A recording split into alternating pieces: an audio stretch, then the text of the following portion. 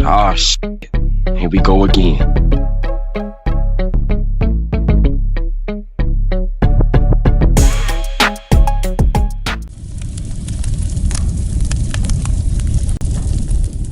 So me and Al out there walking laps around the yard. And T, he come out of nowhere. He like, hey, Dante, I need for you to hit the unit right now. I'm like, what's going on? He was like, man, we got this white boy down there named Richard, and his paperwork ain't looking too right, but he got bread, so we need for you to come down and check it out. Now, for those that might be new to the channel, I'm going to give y'all a quick synopsis of what Dante's role was in prison. If you was an inmate that was terrified, or you were scared, or you needed some protection, you will come to me and basically pay me to protect you. And it wasn't just me. I had, a crew of guys that will enforce my will and my power or whatnot. You know what I mean? So basically, that's what I did. I offer protection. So I tell T like, I'm finna hit another lap right quick. So he's like, all right. So me and Al walk in the yard again. So we go ahead and go hit the unit, right? So I come in there and I go straight to T's cell because that's what the white boy at. So I come in there, I'm like, what's up, man? So he like, listen, this the white boy Richard. He like, hey, Dante, I've been here for 2 weeks and I need your protection. I said, okay, but, my man telling me that you got bad charges. What's up with that? Because I'm going to tell y'all something. Dante do not protect people that got bad charges. And what are bad charges, you might say? If you are convicted of violating a child, if you are convicted of violating a woman, and when I say violate, I mean if you did a sexual act towards a woman or a child, then, hey, hands off, right? I can't protect you. Now, there are certain circumstances where I can bend the rules a little bit, but me going through your paperwork and getting outside calls and doing my own investigations, and you might be innocent, and because you play it out so you won't have to do crazy time, well, that's a whole nother issue. But anyway, so I'm like, all right, well, what's up? What happened? Right? I said, matter of fact, give me your paperwork. So I'm looking through his paperwork. Long story short, y'all, he was accused of messing with his 16-year-old stepdaughter, right? They called it statutory. So I asked him, like, yo, what happened? So he went into the story. He was telling me, like, he married this chick mama or whatever, and the stepdaughter would just come every summer. Stepdaughter stayed with her dad, but every summer she would come to mama house, which is his wife now or whatever.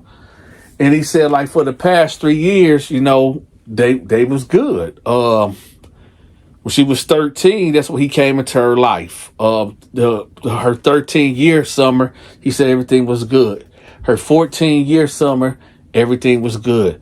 Her 15-year summer, everything was good. But when she was 16 and she came there to stay for the summertime, whatever, that's when everything went to crap. So he said basically, he said that the girl was feeling herself or whatever. And I said, I understand that, back when I was 16, I was feeling myself, you know what I'm talking about? So I get how teenagers will, feel like they grown and all this and that. So I said, okay, so what happened? So he said, long story short, she ended up having a boyfriend or whatever, and she was confiding in him, telling him like, yeah, I got a boyfriend and he's pressuring me into, messing around with her, but I don't want to do it or whatever. And he said, like, she was just asking for advice. And he said that she couldn't come to his wife, which is her mother, because she'd blow up on her. So I said, all right, so what happened? So he said, nevertheless, the girl got caught with some weed, and he told her like, yo, you can't be doing that, man. Where's you getting this weed from or whatever? And she was telling him like, it's a guy down the street or whatever. Actually, it's the guy that I like or whatever. And he gives me the weed or whatever. So he was like, listen, I don't want you to, be getting the weed from this guy because sooner or later he's gonna want something. Like if you giving him money, she was like, no, he just giving it to me for free or whatever. So he like, listen, ain't nothing in this world for free. So listen, I'll start giving you the weed, okay? So you don't have to be in debt to this guy. And, she was telling him like, well, I like him and stuff like that. Where he was like, well, listen, he's a drug dealer. I'm not going to tell your mama that, you were smoking or whatever. But at the same time, you don't want to be around this guy or whatever. So he said that nevertheless, he went out and he started buying the weed or whatever for her. Because he said his philosophy was that, well, I'd rather let me get it for you so that danger element will be taken away. And, you can smoke here at the house instead of going out there sneaking around doing it. I said, okay, whatever. So so anyway, the next summer where when the girl left or whatever, he had all these secrets. And the secrets was that, okay, my stepdaughter is being pressured to mess around and she's smoking weed, right? So these are the two secrets that he's holding from his wife, right? From her natural mother.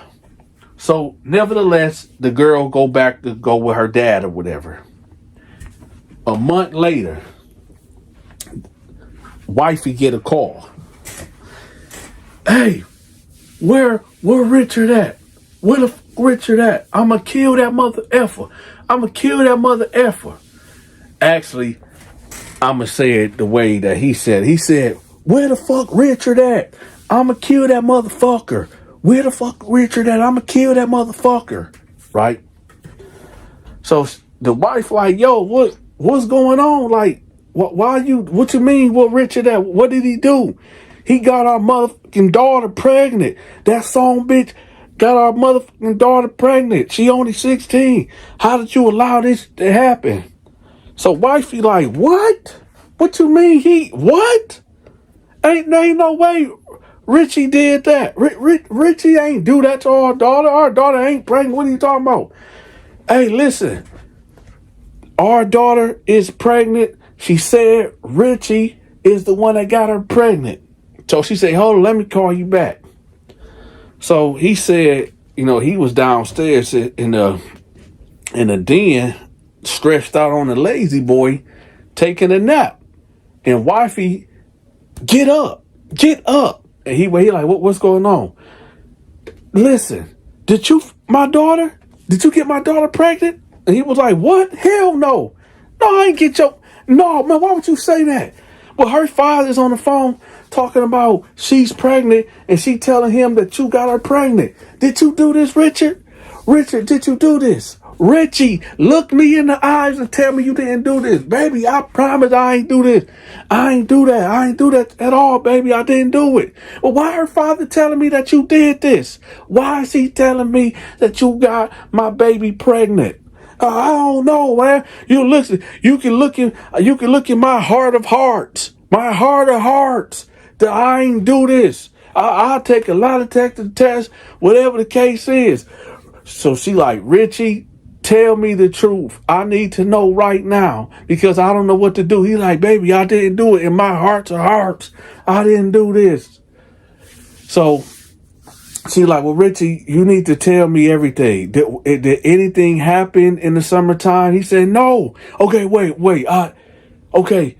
So she did come to me and she said that she was getting weed from the drug dealer or whatever. And I told her I would get her the weed from here on out so she won't put herself in danger. Richie, why would you do that? So you mean to tell me my daughter is doing drugs and you giving her the drugs? No, baby, you ain't. Let me explain. I was trying to tell you that she was going to do it anyway. And I was telling her that she don't want to get in debt with, this guy because he's giving her free weed. So that's why I did it. Richie, oh my God. So is there anything else, Richie? Well, yeah, well, she also told me that he'd been pressuring her to mess around. He the one obviously had to get her pregnant, baby. So she said, Richie, listen, you're gonna have to go. Just leave. Just leave for a couple of days. I need to get my mind right. I gotta fly down there and be with my daughter. I need to figure this out, Richie. He like, okay, well, I'm just saying, baby, I didn't do this. Right. So she leaves, she get on the plane, she go down there with her daughter and her baby daddy. Right. Richie say that for them 2 days, he was just drinking and smoking. And he said that he was just depressed. And he was like, I don't know why she's blaming me for this. So the investigation get launched. The detective come by. You know, they asking him questions. You know, he telling them basically like, I don't know why they accusing me of doing this and blah, blah, blah, blah, blah. I'll take a lie detector test. I'll do A, B, C, and D. Well, speaking of the lie detector test, they offer him a lie detector test, and he misses it. He said he overslept for the first one. Well, they offer him a second one. He said, oh, I mixed up the time and date, right? The third one, they told him not to do no drugs or alcohol for 48 hours before he do it. What'd he do? He smokes weed. So he's even seeming like he guilty. So they basically say, yo, it ain't really nothing we can do about it. Telling the mama, like, listen, it ain't nothing we can really do about it. It's her word versus his. There's no, there was no rape test that was done. It's really just his word versus hers. And I guess we just got to see when the baby is born. We'll do a DNA test and we'll see what it is, right? All right, y'all. This is where this story is about to get really, really crazy. Y'all ready? Here we go. Now, 9 months later, the baby is born. They instantly draw blood from the baby and they send it off. They already got homeboy DNA on file, right? It turns out to be his. Y'all want to know what his excuse was? Do y'all really want to know what his excuse was? Now, what I'm about to tell y'all, when I heard this, a load of crap. A load of crap. Now, I'm not no medical physician. I'm not no doctor. I'm not no OBYN specialist. I don't know nothing about this, okay? But this is what his claim was. He said that him and his wife was intimate, right? He said that, after him and his wife was intimate, he basically discharged inside of a towel. Right? He said that towel was in the bathroom, right? And he said apparently the girl must have took a shower with the towel or whatever, and maybe the sperm, it went up there that way, and that's how she got pregnant. Now listen, y'all, me hearing this, I instantly was like, yo, this dude lying. I don't believe it. I don't believe homeboy at all. So you mean to tell me, and I could be wrong. Hey, Richie could be innocent. I don't know. Y'all let me know in the comment section. I don't know. Maybe somebody can do some quick research. How long can sperm live on a towel, I guess? I don't know, y'all. I'm just blown away just as y'all. But anyway, so that was the story. He said, long story short, him and his wife was messing around. He ejaculated inside of a towel. He put it in the shower or whatever, the bathtub or whatever on the side. And I guess the daughter thought it was her towel, washed up with it, and she ended up pregnant. Hey, this is what I was told. I'm telling y'all, I don't know. So They hit him with a 4 to 8 year. Minimum 4 years, 8 years max. Boom, bam. Right? So I'm like, all right, okay. So I tell him, like, listen, I'm gonna be real with you, Richie. I'm gonna be real with you. I don't believe your story. I don't believe it. I don't know exactly when you decided to make a move on your stepdaughter or whatever, but I don't believe the story you're telling me. So with that, I'm finna go holler at my homeboys. Just sit tight. So I walk out the cell and I tell Tarty, go get homicide, go get Al, go get DK. We about to have a meeting. So everybody pull up on me in the next 10 minutes. So I'm saying, okay, y'all listen. He basically told me that he didn't do it. His stepdaughter got pregnant off of a towel, which I think is a load of crap. Tarty interjected and was like, yo, homeboy is willing to pay a band a week. So that's $4,000. That's a lot of money. So I said, so what y'all want to do? Me, I don't buy it. I think it's a load of crap.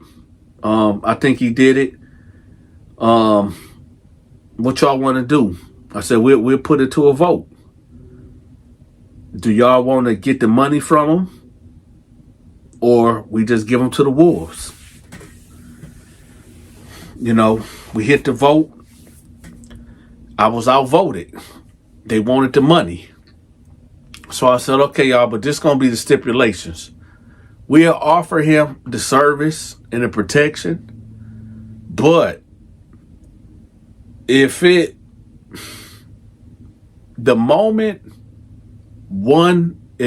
come up short, if he come up with any excuse for not having that bread, the green light is out. The green light, it's a green light on him. So that was the agreement. Now, when y'all look at the thumbnail and y'all look at the title, y'all like, okay, well, that definitely can't be the end of the video. It's not. Now, y'all know every 2 weeks on Friday is commissary, right? Now, at this time, y'all, we have the green dot cards. That's normally how people would send me money, right? On the green dot, they'll put the money on the green dot card. Well, it's that time. And I'm waiting. I ain't getting no money on this card. You know, I said my homies to him, like, yo, where the bread at? Oh, it's coming. Blah, blah, blah, blah, blah. Oh, my wife got tied up. She gonna get it done. She got to go to Kroger to put the money on there. It'll be there Friday morning. I said, all right. Now, in between this time, y'all, Big Larry, for those that don't know who Big Larry is a guy that like guys. And one thing about Big Larry, he really like white dudes. He really love them. You know what I'm talking about? And he always had an eye out on Richard. Always had an eye on him. But he knew he couldn't make a move on him because he knew he was under our protection. But every once in a while, he'll flirt with him. But anyway, I rolled up on him right before count, before we had to lock down. That Thursday night, I rolled up on him, on Richard. And I told him, I said, listen, man, if that money ain't in by 3 p.m. tomorrow, it's over. He's like, oh no, my wife. I said, listen, I don't want to hear no excuses. You've been under my protection for 2 weeks. I don't like to be played. And I'm gonna let you know right now, if you try to check in and go to the hole, it's only gonna be a matter of time. They're going to have to release you. You can't stay back there for your whole bid. But just know, if you check in that hole and I don't get my bread, we're going to get you. And if you get transferred, which is probably not going to happen, my tentacles stretch long and wide through this whole prison system. And we will get you. Tell me now if your wife gonna have that money. So it'll just save me the time. He like, no, man, I promise, Donta, I'm gonna have the money, man. I promise I got you. I said, all right, man. And if you try to check in, the guard's gonna let me know. And I got some guards on the payroll. And the guards, they ride with me. Right? So I'm just letting you know. If you don't have that money at 3 p.m. tomorrow sharp, that's what it's going to be. And I just walked off. We're going to fast forward to 3 o'clock the next day. So I roll up on him. And he's standing there looking like a ghost. I said, baby girl, put that money on that card. He said, no, she ain't. She talking about she don't get paid till next week. I'm sorry, Donta. I'm sorry. Right? I said, nah, we good. We straight. We straight. So then I walked off and Big Larry popped up. Now, for those that might be wondering, oh, Donta, did you set Richard up with Big Larry? No.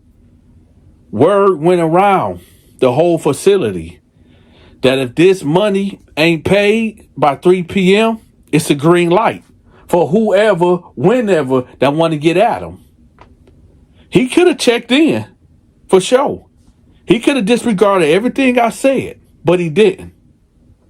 He decided to, I don't know what was going on through his head, but I know when I walked off, Big Larry stepped up, right?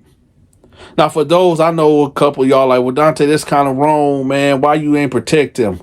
What, this supposed to be a charity case? Well, I'm supposed to protect everybody in here? Prison is a business inside of a business. If I start protecting everybody for free, how I'm going to eat? It ain't like we often to be in here kumbaya and everybody sharing spreads and cook-ups. Nah. When I came to lockdown, I only had 2 things, right? My balls and my word. And what came out of that was fear tactics, intimidation tactics, and offering the service to weaker inmates that couldn't hold their own. And well, I gave this man 2 weeks of protection. What, I'm supposed to wait another week, another 2 weeks of excuses? Me getting into it with other gangs or organizations?